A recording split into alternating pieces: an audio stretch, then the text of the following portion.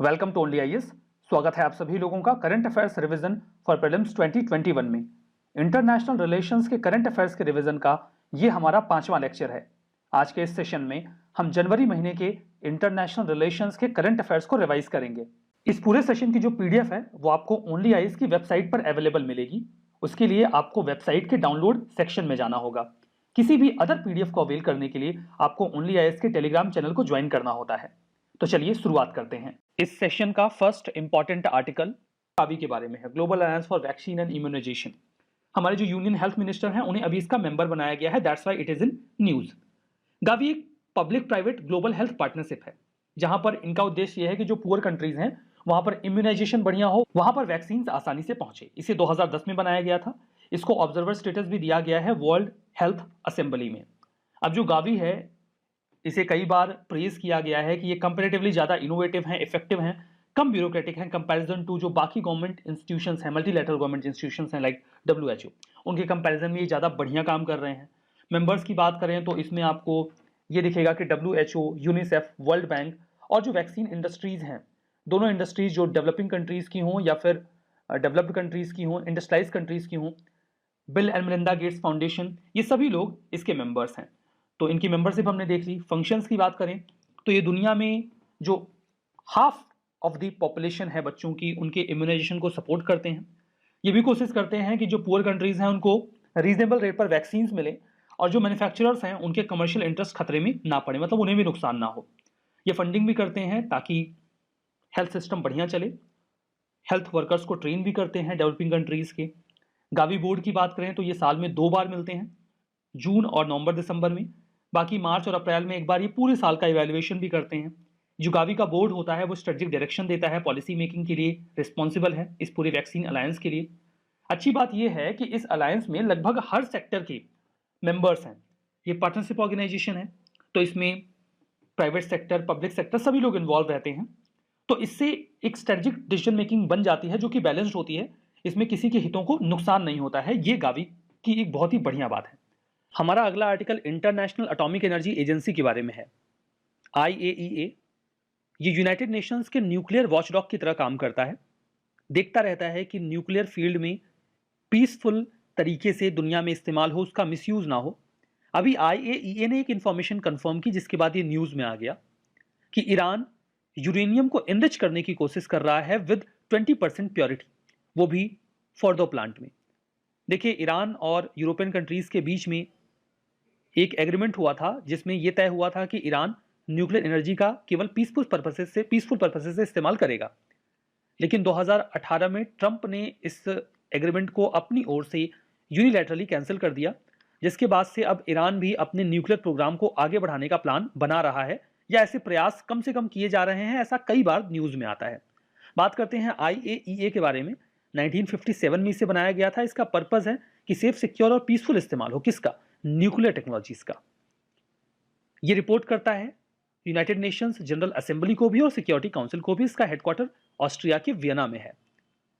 अब यहां पर देखिए, न्यूक्लियर नॉन प्रोलिफरेशन ट्रीटी एक NPT है। NPT और कई सारे जो देश हैं वो ये चाहते हैं कि न्यूक्लियर वेपन्स स्प्रेड ना हो, न्यूक्लियर टेक्नोलॉजी का इस्तेमाल पीसफुल पर्पज से हो। इसलिए IAEA को जिम्मेदारी दी गई है कि वो इंट्रोस्पेक्ट करते रहें कि इसका मिसयूज ना होने पाए। कुछ कंट्रीज IAEA के जो सेफगार्ड मैकेनिज्म्स हैं उसमें अप्लाई कर देते हैं कि आप आइए, हमारा जो न्यूक्लियर मटेरियल है, फैसिलिटीज, इक्विपमेंट्स हैं, उसको चेक करिए कि हम इसका सही इस्तेमाल कर रहे हैं कि नहीं। इंडिया भी ऐसे देशों में से है जो कि इंस्पेक्शन अलाउ करता है। अभी इंडिया कुछ और नए रिएक्टर्स को IAEA के सेफगार्ड में डालने वाला है। हम असेसमेंट कर रहे हैं। हम ऐसे ही, मतलब अगर हम यूरेनियम प्रोक्योर करके किसी दूसरे देश से और फिर अपना न्यूक्लियर प्लांट चला रहे हैं तो बोलते हैं कि आके देख लीजिए, हम किसी से न्यूक्लियर मटेरियल लेकर बॉम्ब वगैरह नहीं बना रहे हैं, बिजली बना रहे हैं, बाकी पीसफुल पर्पज से काम कर रहे हैं। तो आप चेक कर सकते हो। जो अगला आर्टिकल है वो गल्फ कोऑपरेशन काउंसिल के बारे में है।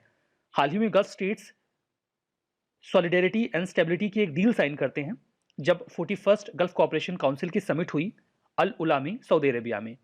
कतर के साथ काफी कॉन्फ्लिक्ट चल रहा था गल्फ कंट्रीज का।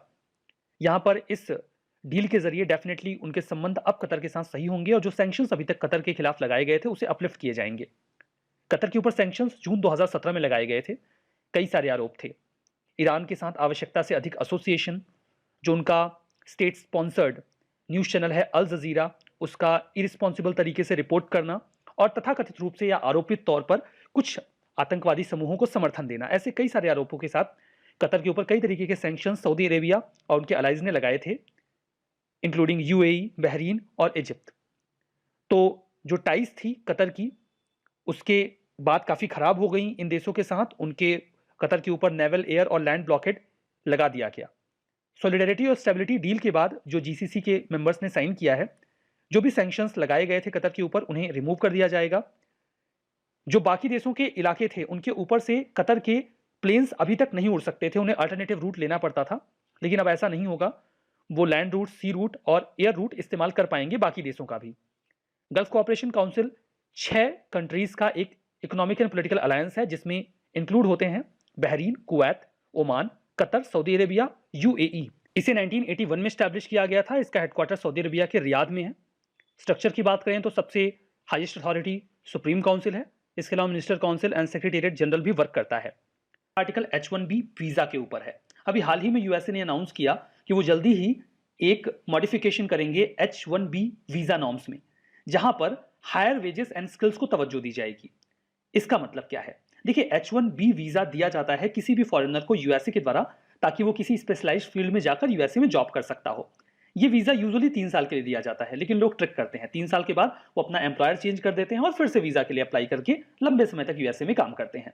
H1B वीजा के सबसे बड़े बेनिफिशियरी इंडियंस हैं। उसके बाद नंबर आता है चाइनीज का।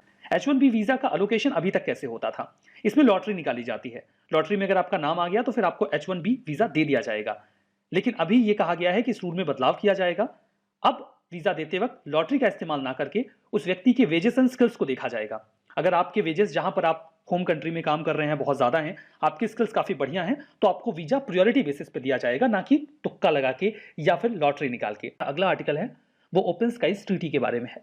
हाल ही में रशिया ने अनाउंस किया कि वो ओपन स्काईज ट्रीटी से बाहर निकल जाएगा। यूनाइटेड स्टेट्स ने नवंबर 2020 में ही खुद को इस ओपन स्काईज ट्रीटी से बाहर कर लिया था, ये कहते हुए कि रशिया इस ट्रीटी का वायलेशन कर रहा है। और अभी रशिया का ये मानना है कि जब एक इंपॉर्टेंट पार्टी यानी कि यूएसए इसका हिस्सा नहीं है, तो उनके हिस्सा बने रहने का कोई मतलब नहीं है। अभी ओपन स्काईज ट्रीटी है क्या? अब देखिए, इस अनाउंसमेंट के बाद अभी 6 महीने का पूरा प्रोसीजर कंप्लीट करना होगा। उसके बाद ही रशिया इस ओपन स्काईज ट्रीटी से बाहर जा सकेगा। इसका बैकग्राउंड देखिए, आप कोल्ड वॉर से ट्रेस कर सकते हैं। कोल्ड वॉर जो सेकेंड वर्ल्ड वॉर के बाद शुरू हुआ था यूएसएसआर और यूएसए के बीच में, उसमें दोनों देशों के बीच में काफ़ी ज़्यादा ट्रस्ट डेफिसिट हुआ करता था। कॉन्फिडेंस बिल्डिंग मेजर के तौर पर दोनों देश एक मैकेनिज्म डेवलप करते हैं और कई सारी पार्टीज इसमें इन्वॉल्व होती हैं, कई सारे देश शामिल होते हैं, जिसमें सभी देश एक दूसरे को अलाउ करते हैं कि अगर हमारे देश में आप एक सर्टेन पाथ से गुजरते हुए हमारे देश की जो भी एक्टिविटीज़ हैं उन्हें ऑब्जर्व करना चाहते हैं तो कर सकते हैं। It is a kind of allowed spying, मतलब हम आपको अलाउ कर रहे हैं कि आप आके हमारे देश में जासूसी कर लीजिए। आप जासूसी करने का मैकेनिज्म अभी हम समझेंगे। 1992 में इस ट्रीटी को साइन किया गया था। कोल्ड वॉर के खत्म होने के बाद, जब तक कोल्ड वॉर था तब तक तो बात नहीं बन पाई थी। जनवरी 1, 2002 से ये इम्प्लीमेंट किया गया। कॉन्फिडेंस बिल्डिंग मेजर है ताकि एक दूसरे के बीच में ट्रस्ट बना रहे कि हम कुछ ऐसा नहीं कर रहे हैं जिससे आपके हितों को नुकसान होगा। इस ट्रीटी के तहत एक देश जो दूसरा देश है उस पर स्पाइंग कर सकता है। जो देश अलाउ करेगा कि आप आइए हमारे यहाँ स्पाइंग कर लीजिए, हमको गलत नहीं कर रहे हैं, उसे आप होस्ट नेशन या होस्ट कंट्री कह सकते हैं। अब इसमें जो दूसरी कंट्री होस्ट कंट्री में जाकर स्पाइंग करना चाहती है, उसे 72 आवर्स पहले बताना होगा, नोटिस देना होगा कि हम अब स्पाइंग करना चाहते हैं। और 24 घंटे पहले आपको ये बताना होगा कि आपका जो एरोप्लेन है वो किस पाथ से होकर हमारे देश से गुजरेगा, होस्ट कंट्री से किस पाथ से होकर गुजरेगा। जो ऑथोराइज्ड इक्विपमेंट्स हैं केवल उनका इस्तेमाल किया जा सकता है इमेजिंग करने के लिए, देखने के लिए। और जो होस्ट कंट्री के ऑफिशियल्स हैं वो आपके शिप में बैठ सकते हैं ये देखने के लिए कि आप क्या देख रहे हैं और आप किस तरीके का डेटा गैदर कर रहे हैं। 34 स्टेट्स इसको साइन कर चुके हैं। किर्गिस्तान ने साइन तो किया लेकिन रेटिफाई नहीं किया, इस लिहाज से आप 35 भी बोल सकते हैं। इंडिया इस ट्रीटी का मेंबर नहीं है। तो अभी यूएसए तो निकल ही चुका है, होपफुली रशिया भी 6 महीने बाद उसने अनाउंस कर दिया है तो बाहर हो ही जाएगा। इंप्लीमेंटेशन देखिए, ओपन स्काईज कंसल्टेटिव कमीशन के माध्यम से किया जा रहा था इस ट्रीटी का, जिसमें सभी जो स्टेट पार्टीज थी उनके मेंबर्स चाहते थे और इस ट्रीटी को इम्प्लीमेंट करने का जो भी प्रयास है उसे इंश्योर करते थे। इंपॉर्टेंट आर्टिकल है, वो बात करता है फ्यूचर इन्वेस्टमेंट इनिशिएटिव के बारे में। फ्यूचर इन्वेस्टमेंट इनिशिएटिव एक एनुअल इन्वेस्टमेंट फोरम है जो कि इस बार फिर से रियाद सऊदी अरेबिया में हेल्ड हुआ था और ये होस्ट किया जाता है सऊदी अरब की ही पब्लिक इन्वेस्टमेंट फंड के द्वारा। इस इनिशिएटिव का जो मेन ऑब्जेक्टिव है वो ये है कि ये डिस्कस करते हैं कौन कौन से ट्रेंड्स ग्लोबल इकोनॉमी में हो रहे हैं जिससे कि इन्वेस्टमेंट के एनवायरनमेंट में चेंजेस आ रहे हैं। और हाल का जो सबसे इंपॉर्टेंट फिनोमेना है जिसने सब कुछ को चेंज किया है वो ऑब्वियसली कोविड-19 है। और जो इसका ये चौथा संस्करण था, क्योंकि 2017 से शुरू हो चुका है, उसमें इंडिया के हेल्थ और फैमिली वेलफेयर मिनिस्टर ने भी एड्रेस किया था और उन्होंने बात करी थी कि कैसे कोविड-19 की वजह से जो 5 बड़े ग्लोबल ट्रेंड्स हैं जो पूरे एनवायरनमेंट को चेंज कर रहे हैं, ग्लोबल बिजनेस को, उसके बारे में उन्होंने 5 ग्लोबल ट्रेंड्स के बारे में बात करी थी। लेकिन ओवरऑल जो इस बार जिसका 4th एडिशन था, इसका ऑब्जेक्टिव था सॉल्यूशंस निकालना कि कैसे बिजनेस और government can expand health care और हेल्थ केयर वर्कर्स को कैसे ट्रेन किया जा सकता है, कैसे हेल्थ केयर में एडवांस्ड हेल्थ टेक्नोलॉजीज के ऊपर इन्वेस्टमेंट बढ़ाई जा सकती है। और इंडिया के जो मिनिस्टर थे उन्होंने जो एड्रेस किया था उसमें जो 5 बड़े ट्रेंड्स उन्होंने डिस्कस करने की बात कही थी वो थी impact of technology and innovation, importance of infrastructure on global growth, changes in human resources and future of work, compassion for environment और business friendly governance with focus on the whole of society and government approach। तो ये 5 basic trend इन्होंने discuss करे थे, पर हमारे लिए important ज़्यादा ये है कि ये कहाँ होता है, कौन होस्ट करता है और इस बार इस पर क्या इसका बेसिक कोर फोकस एरिया था जो कि कोविड-19 से रिलेटेड था, कैसे बिजनेस और हेल्थ केयर टेक्नोलॉजीज में गवर्नमेंट और बिजनेस एक्सपेंशन कर सकते हैं। फिर बात आती है वर्ल्ड गोल्ड काउंसिल के बारे में। वर्ल्ड गोल्ड काउंसिल जो कि एक नॉन प्रॉफिट बॉडी है, ये एसोसिएशन है जो गोल्ड प्रोड्यूसर्स है उनका। अब एसोसिएशन में इसमें खास बात ये कि माइनिंग से लेके इन्वेस्टमेंट तक हर तरह के स्टेक होल्डर्स इसके मेंबर होते हैं। उनकी कोशिश होती है कि एक रिस्पॉन्सिबल तरीके से कॉन्फ्लिक्ट फ्री गोल्ड का स्टैंडर्ड बनाए रखा जा सके। और इन्होंने हाल ही में बताया था कि इंडिया में जो गोल्ड की डिमांड है 25 साल के लोएस्ट लेवल पर है। क्यों? एक, क्योंकि लॉकडाउन था, डिमांड कम हो गई थी। दूसरा, जो गोल्ड की दाम है वो ग्लोबली भी और नेशनली भी काफ़ी ज़्यादा बढ़े हैं। तो इसके बारे में उतना ज़्यादा डिस्कशन इंपॉर्टेंट भी नहीं है, बस हमें इतना पता होना चाहिए कि कौन सी बॉडी है, इसके कौन कौन से मेंबर्स हैं और ये क्या करती है। असल में आती है WHO एग्जीक्यूटिव बोर्ड की, जिसके चेयरमैन है इंडिया के हेल्थ मिनिस्टर डॉक्टर हर्षवर्धन। तो इंपॉर्टेंट हमारे लिए ये है कि world executive body, WHO executive body होती क्या है। तो असल में WHO की जो डिसीजन मेकिंग की बात करें, जो फैसले लेती है, तो वहाँ 2 बड़ी बॉडीज़ होती हैं। एक WHO की वर्ल्ड हेल्थ असेंबली और दूसरी WHO एग्जीक्यूटिव बोर्ड। और इन जो वहाँ के भी चेयरमैन है ऑफकोर्स इंडिया के हेल्थ मिनिस्टर, उन्होंने ऐसा बोला था कि जैसे 2020 में कोविड वैक्सीन की डिस्कवरी बहुत इंपॉर्टेंट थी, वैसे 2021 में इंडिया के पास चैलेंज होगा कैसे दुनिया भर में जहाँ जहाँ इसकी ज़रूरत है इसकी पूर्ति की जाए, क्योंकि इंडिया को ही वर्ल्ड की फार्मेसी कहा जाता है। तो जो WHO एग्जीक्यूटिव बोर्ड है ये इसलिए इंपॉर्टेंट हो जाता है कि हमें पता रहे कि क्योंकि हमारे हेल्थ मिनिस्टर ही इसके चेयरमैन है, क्या इसकी बॉडी है, क्या इसका कॉन्स्टिट्यूएंट, कैसे ये फॉर्म होती है और क्या क्या इसके इंपॉर्टेंट कंपोनेंट्स हैं।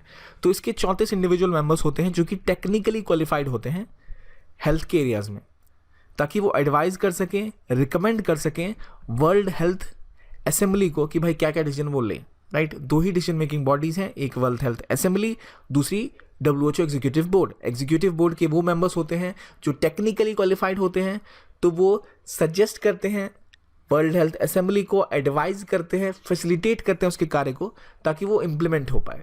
इसके 34 मेंबर्स होते हैं जो कि हर मेंबर स्टेट के द्वारा डेजिग्नेट किए जाते हैं, जो कि वर्ल्ड हेल्थ असेंबली के थ्रू ही होता है। तो इसके मेंबर स्टेट 3 साल टर्म के लिए होते हैं। इसके चेयरमैन हर साल रोटेट होते रहते हैं और ये फुल टाइम असाइनमेंट नहीं होता।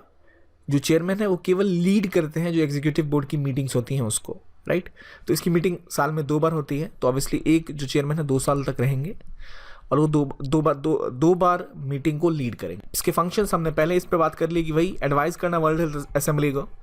तो अब बात आती है वर्ल्ड हेल्थ असेंबली असल में क्या करती है। तो वर्ल्ड हेल्थ असेंबली जो कि डिसीजन मेकिंग बॉडी है WHO की, इसके मेन फंक्शंस होते हैं कि जो भी पॉलिसीज़ हैं, जो अपॉइंटमेंट मेजर ऑफिशियल्स की हैं, चाहे वो डायरेक्टर जनरल हो या फाइनेंशियल पॉलिसीज़ हो, उसके बारे में रिव्यू करना, वो सारे डिसीजन लेना असल में काम होता है वर्ल्ड हेल्थ असेंबली का। और इसमें मदद करता है कौन? तो WHO एग्जीक्यूटिव बोर्ड के मेंबर्स। राइट, और कहाँ होती है इनकी मीटिंग्स वगैरह? तो ये सारी जेनेवा स्विट्जरलैंड में होती है। हमारा अगला आर्टिकल है चाबार पोर्ट के बारे में। अब चाबार के बारे में आप जानते हैं, यहाँ पर ग्वादर पोर्ट है पाकिस्तान का जो चाइना कंट्रोल करता है। चाबार पोर्ट जो है वो ईरान में है। दोनों के बीच की दूरी याद रखें 72 किलोमीटर है। इसी वजह से इसका स्ट्रैटेजिक इंपॉर्टेंस बहुत है। साथ में इंडिया को बहुत ज़्यादा एक्सपोजर मिल रहा है इंडियन ओशन में, और यहाँ पर जो सेंट्रल एशिया है वहाँ तक इंडिया की जो पहुँच है वो आ जाएगी। क्योंकि ये देखिए, यहाँ से इंडिया चाहे तो पाकिस्तान से, अफगानिस्तान से सेंट्रल एशिया में जा सकता है, पर पाकिस्तान परेशानी खड़ी करता है। तो इंडिया ने इसका क्या रास्ता निकाला? इंडिया बंबई से होते हुए ईरान पहुंचेगा, ईरान से अफगानिस्तान, और अफगानिस्तान आप जानते हैं, अफगानिस्तान से पूरा सेंट्रल एशिया के द्वार खुल जाते हैं। तो इसीलिए जो चाबार पोर्ट है वो इंपॉर्टेंट हो जाता है, स्ट्रैटेजिक लोकेशन है और इंटरनेशनल रिलेशन के हिसाब से इंपॉर्टेंट है। अब एक खबर में क्यों आया है? तो इंडिया, ईरान और उज्बेकिस्तान ने तीनों ने मिलकर एक वर्किंग ग्रुप एस्टैब्लिश किया है जो हर 3 महीने में बातचीत करेगा। इसके अलावा चाबार डे मनाने की बात भी करी जा रही है भारत में। ये छोटी इंफॉर्मेशन है, इंपॉर्टेंट है आपको चाबार के बारे में जानकारी होना। बात करें तो गल्फ ऑफ ओमान के पास में चाबार पोर्ट जो है वो लोकेटेड है। इसको डेवलप किसने किया? इंडिया, ईरान और अफगानिस्तान मिलकर इस चीज़ को डेवलप कर रहे हैं, जिसमें गुड्स और पैसेंजर दोनों का ट्रांसपोर्ट होने वाला है। इंपॉर्टेंट ये फैक्ट्स ना होकर इंपॉर्टेंट ये है कि चाबार पोर्ट जो है इसमें 2 टर्मिनल है, शाहिद कलंदी और शाहिद बेहस्ती। इंडिया और अफगानिस्तान मिलकर शायद बेहस्ती को डेवलप कर रहे हैं। साथ में ईरान जो है वो एक रोड लाइन, वो रेलगाड़ी की लाइन भी बिछा रहा है वहाँ पर, जिसके बारे में भी यहाँ पर हम चर्चा करेंगे। ये जो चाबार से ज़ैदान जो एक लोकेशन है, ज़ैदान, अभी हम मैप में फिर से देखेंगे अफगानिस्तान में, वहाँ तक की रेल लाइन बिछाने का काम ईरान कर रहा है। इसके अलावा जो डेवलपमेंट है शायद बेहस्ती का, वो इंडिया और अफगानिस्तान कर रहे हैं। इससे कहीं ना कहीं इंडिया को सेंट्रल एशिया तक पहुंचने में आसानी होगी। इंडिया का माल जो है और इंडिया का जो ट्रेड है वो सेंट्रल एशिया से बहुत ही ज़्यादा हैसल फ्री तरीके से हो पाएगा। ज़रा सा हम फिर से इसको देख लें। ये जो रूट है यहाँ तक देखें, यहाँ तक इंडिया का काम है, इंडिया ने यहाँ तक माल पहुँचा दिया शायद बेहस्ती, और यहाँ से जो रोड डेवलप करने का काम हो रहा है वो ईरान कर रहा है। रोड नहीं, रेलगाड़ी, जो रेल नेटवर्क है उसको डेवलप कर रहे हैं। तो ये हो गई हमारी चर्चा चाबार पोर्ट के बारे में। तो आज के इस सेशन में बस इतना ही। Thank you very much.